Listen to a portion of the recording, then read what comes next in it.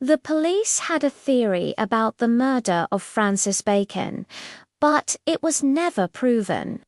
Francis Bacon was a 39-year-old man who lived in a small village in England. On April 16, 1999, he left his home to go to work as a security guard at a local factory, but he never arrived at the factory. His colleagues grew concerned when he didn't show up for his shift, and some of them even tried to call him, but his phone went straight to voicemail. One of his colleagues then drove to Francis's house to check on him. When he got there, he noticed that Francis's car was in the driveway and the front door was locked, but there was no sign of Francis. So he tried calling the police. When the police arrived, they entered the house through an unlocked window and found Francis's body on the living room floor. He had been stabbed multiple times in the chest and his throat had been slashed. It was clear that Francis had been murdered, but the police couldn't figure out why. There were no signs of a struggle and nothing had been stolen from the house. The only thing that seemed to be out of place was a muddy footprint on the carpet.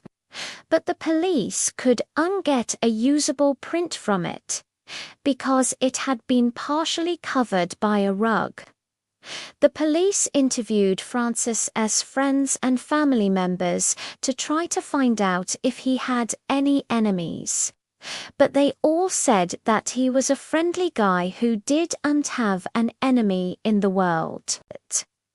The police also searched for a weapon, but they never found one.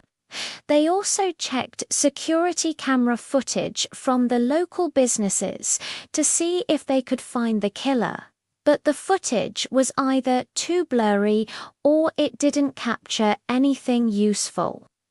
The police had no leads and the case went cold. Even though the police never caught the killer, they did have a theory.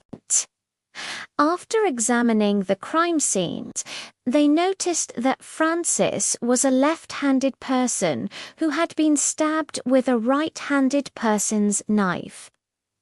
This detail, along with the fact that the killer had apparently walked right into Francis's house without forcing the front door open, led the police to believe that Francis knew his killer.